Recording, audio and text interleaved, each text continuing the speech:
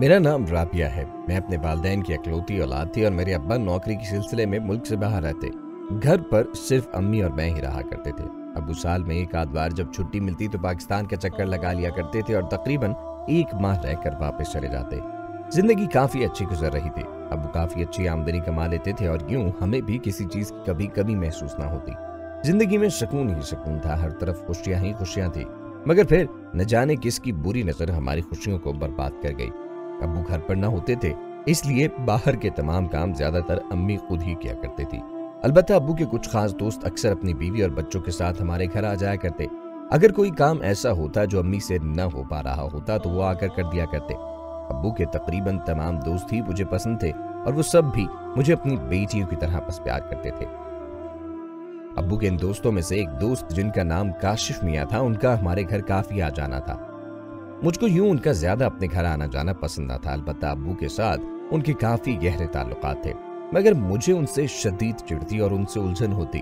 میں نے کئی بار امی سے بات کی کہ مجھے چچا کاشف بالکل پسند نہیں، انہیں بولیں کہ وہ ہمارے گھر نہ آیا کرے، مگر امی میری باتوں کو مذاق میں ٹال دیتی۔ وہ ہر روز بہانے سے ہمارے گھر آنے لگتے تھے اور بجائے اس کے کہ امی انہیں یوں روز گھر آنے سے روک دیتی، الٹا ان کے ساتھ بیٹھ کر خوب ہنس کر باتیں کیا کرتی۔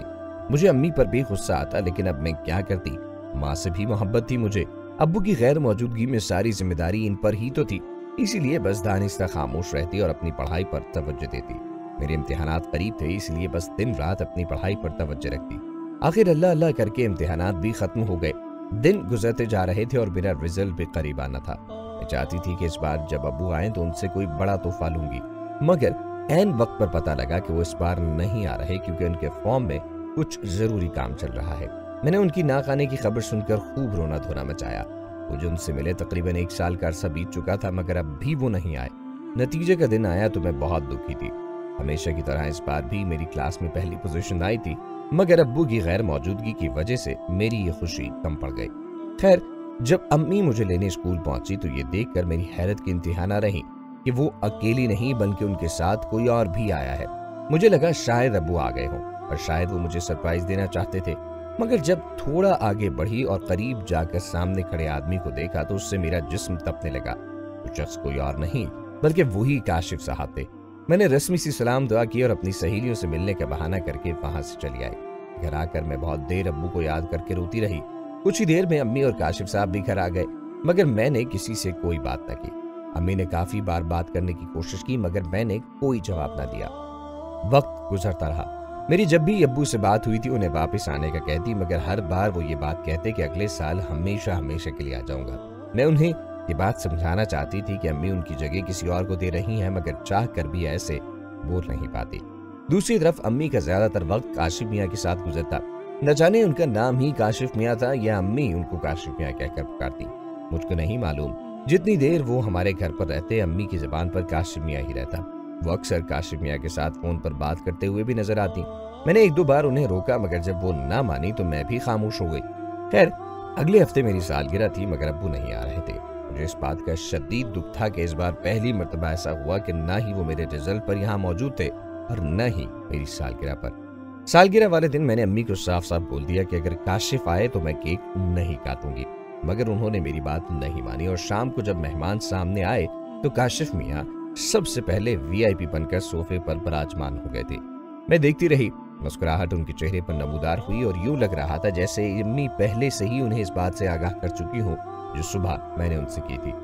خیر، مجبوری تھی، سب مہمانوں کے سامنے میں کیا کر سکتی تھی، اسی لیے چپ چاپ انہیں برداشت کرنا پڑا۔ کیک کاٹ کر میں فوراً اپنے کمرے میں بھاگ گئی اور دروازہ بند کر دیا۔ تھوڑی دیر بعد امی اور کاشف میاں بھی میرے پیچھے چلے آئے۔ دروازے پر دستک ہوئی، نہ چاہتے ہوئے بھی دروازہ مجھ کو کھولنا پڑا۔ مجھ کو دیکھتے ہی کاشف میاں بولے، ارے رابعہ بیٹی، لگتا ہے ہم سے ناراض ہو۔ بھائی، ہم سے کیا خطا ہو گئی، کچھ ہمیں بھی تو پتا چلے۔ میں خاموش رہی اور اپنی نظریں جھکا لی۔ پھر بولی، جی انکل، میری طبیعت کچھ ٹھیک نہیں، اس لیے کمرے میں چلی آئی۔ پھر میں نے ان دونوں کو وہاں سے جانے کا کہا اور خاموشی سے وہ بھی چلے گئے۔ ابو کو یاد کرتی رہی۔ رات ہونے لگی تو مجھے بھوک ستانے لگی۔ بھوک سے میرا برا حال ہونے لگا۔ میں نے دروازہ کھولا اور دبے پاؤں کچن کی طرف چل پڑی۔ کچن سے کھانا پلیٹ میں ڈال کر اپنے کمرے کی طرف واپس مڑنے ہی لگی تھی کہ سامنے کاشف میاں اور امی کو ایک ساتھ بیٹھے دیکھ لیا۔ مجھے بہت غصہ آیا کہ آخر سب مہمان جب چلے گئے تو یہ ابھی تک کیوں نہیں گئے۔ دل میں تجسس ہوا کہ ان کی باتیں سنوں، آخر کیا بات کر رہے ہیں۔ میں چھپ کر دروازے کے پیچھے کھڑی ہو گئی اور کان لگا کر ان کی باتیں سننے لگی۔ کاشف میاں امی کے قریب بیٹھے بول رہے تھے کہ آج کالے سوٹ میں تم سچ میں قیامت ڈھا رہی تھی، پوری پارٹی میں سب مہمانوں کی نظریں صرف تم پر ہی ٹکی ہوئی تھی۔ کاشف میاں کی یہی باتیں سن کر مجھے ان پر غصہ آتا تھا کہ کس قدر بے شرمی سے اپنی دوست کی بیوی کے ساتھ ایسی باتیں کر رہے ہیں، جبکہ دوسری طرف سامنے بیٹھی میری ماں جو ان کی ہر بات انہیں ان کی حیثیت یاد دلائے، میرے شوہر کے دوست ہو تم، اس کے بجائے الٹا مسکرا رہی تھی۔ میں نے جب یہ منظر دیکھا تو میری آنکھیں بھر آئیں اور میں نے غصے میں آ کر فلیٹ فرش پر دے ماری اور بھاگتی ہوئی اپنے کمرے میں آ گئی۔ امی اور کاشف میاں نے جیسے ہی مجھے دیکھا، چونک کر امی فوراً میرے پیچھے کمرے میں آئی، مگر تب تک میں اپنے کمرے کا دروازہ بند کر چکی تھی۔ میں کافی دیر سسکیاں لے کر روتی رہی اور پھر نہ جانے کب مجھے نیند آ گئی، پتہ ہی نہ چلا۔ کاشف میاں کب ہمارے گھر سے گئے، کسی بات کا کچھ پتہ نہ چلا۔ اگلے دن امی نے آ کر مجھے گلے سے لگایا اور پیار کرنے لگی، مگر نہ جانے کیوں مجھے ان سے نفرت سی ہو گئی تھی۔ میں بچی تھی مگر اتنی بھی نہ سمجھ نہ تھی کہ یہ سب نہ سمجھ سکوں جو امی میرے ابو کے ساتھ کر رہی تھی۔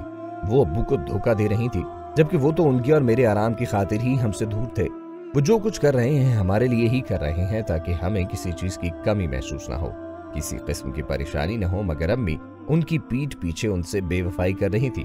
خیر امی، میں ناراض تھی ان سے، اگر ان کے بار بار منانے پر مان گئی، اور ویسے بھی امی نے مجھ سے وعدہ کیا تھا کہ آئندہ وہ کاشف میاں سے کبھی بات نہ کریں گے اور نہ ہی انہیں گھر آنے دیں گی۔ میری خوشی کے لیے اتنا ہی کافی تھا اور بس اسی وجہ سے میں ایک بار پھر پہلے کی طرح ہنسی خوشی رہنے لگی۔ وقت گزرتا گیا، زندگی ایک بار پھر براہ راست پر آ چکی تھی۔ میں خوش تھی کہ سب کچھ ٹھیک ہو چکا ہے، مگر شاید میں غلط تھی۔ ایک دن اسکول سے اچانک میری طبیعت خراب ہو گئی۔ میری ٹیچر نے میری طبیعت بگڑتی دیکھ کر چچا خیر الدین کو فون کیا۔ چچا خیر الدین ہمارے اسکول کے وین ڈرائیور تھے۔ ٹیچر نے مجھے کہا کہ چچا خیر الدین آ رہے ہیں، تم ان کے ساتھ گھر چلی جاؤ اور جا کر آرام کرو، کوئی دوا وغیرہ لے لو۔ تھوڑی دیر بعد چچا خیر الدین مجھے اسکول سے لے کر گھر چلے آئے۔ گھر کے نزدیک چھوڑ کر وہ چلے گئے۔ گھر کے مین گیٹ کی 2 چابیاں تھیں، ایک میرے پاس ہوتی اور ایک امی کے پاس۔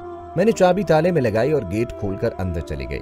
مجھ کو عادت تھی کہ میں جب بھی گھر کے اندر داخل ہوتی تو اونچی آواز سے سلام کرتی۔ حسب معمول میں نے سلام کیا، مگر خلاف توقع کوئی جواب نہ ملا۔ ادھر ادھر دیکھا تو کوئی نہ تھا۔ پھر سوچا کہ شاید امی بازار تک گئی ہوں یا پھر اوپر کی منزل پر اپنے پودوں کی دیکھ بھال کر رہی ہوں۔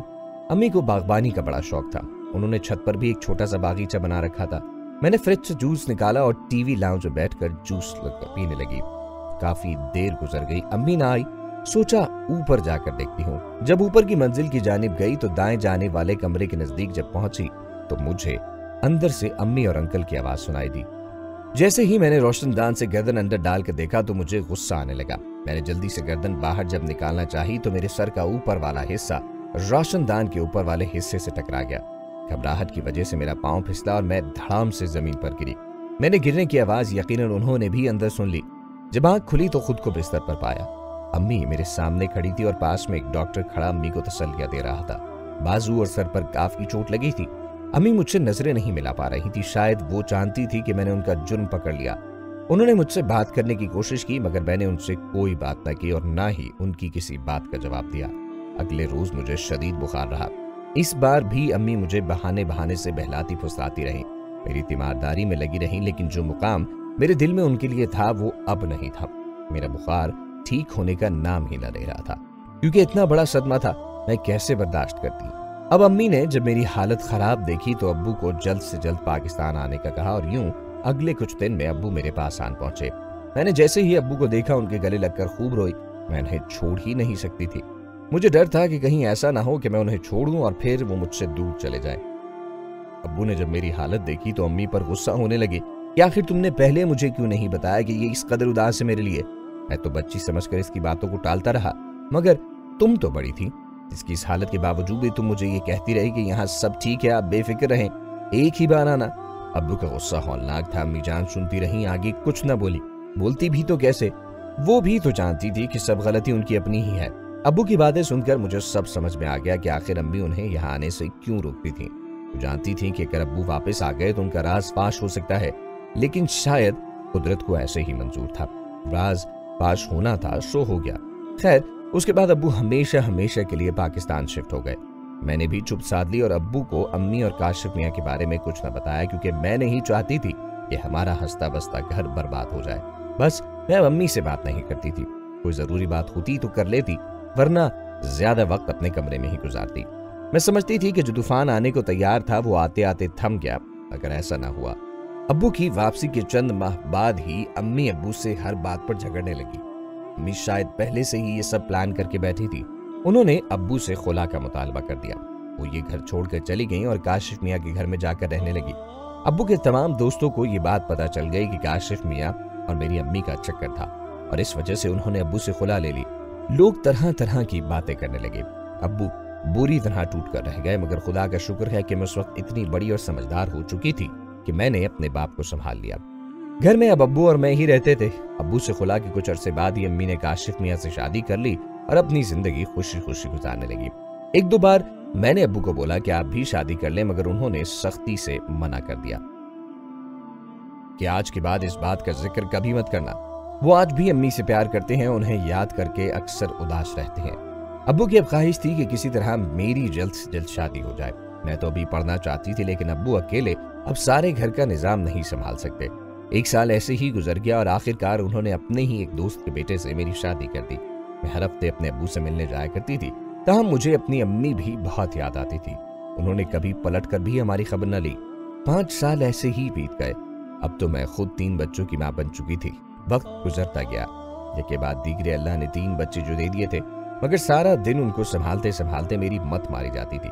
मेरे शौहर का नाम मुबीन था और मैं प्यार से उसको मोबी कहती थी। आज जब वो दफ्तर से घर आए तो मैंने उनको साफ कह दिया कि मोबी साहब, मुझे आपकी ये 3 बलूंगड़े नहीं संभाले जाते, उसको एक आया रख दें। उन्होंने एक प्यार भरी नजर मुझ पर डाली और कहा, अच्छा कल ही तुम्हारे लिए आया का बंदोबस्त करता हूँ। मैं जानती थी कि वो मुझसे बहुत प्यार करते हैं। महदूद आमदन के बावजूद वो इनकार नहीं करेंगे। हमारे मोहल्ले में कारी जमशेद साहब रहा करते थे, जो तकरीबन सारे मोहल्ले के बच्चों को कुरान पढ़ाते। उनका काफी घरों में आना जाना था और मुबीन से उनकी काफी अच्छी दुआ सलाम भी थी। मैंने उनसे जब आया का जिक्र किया तो कहने लगे, हाँ एक औरत है, बेचारी बड़ी मजबूर है, तन्हा औरत है, शौहर छोड़कर चला गया, औलाद कोई नहीं है, उनको आप बस 2 वक्त की रोटी दे दिया करना, वो इसी पर राजी हो जाएंगे। मुबीन ने फौरन हामी भर ली। अगले दिन शाम का वक्त था, दरवाजे पर दस्तक हुई। मैं भी आया के इंतजार में थी। मुबीन ने मुझे बताया कि आज शाम को एक औरत आएगी, ठीक लगे तो देख लेना। मैंने दरवाजा खोला और इससे पहले कि वो कुछ कहती, उसको देखते ही मेरी चीख निकल गई।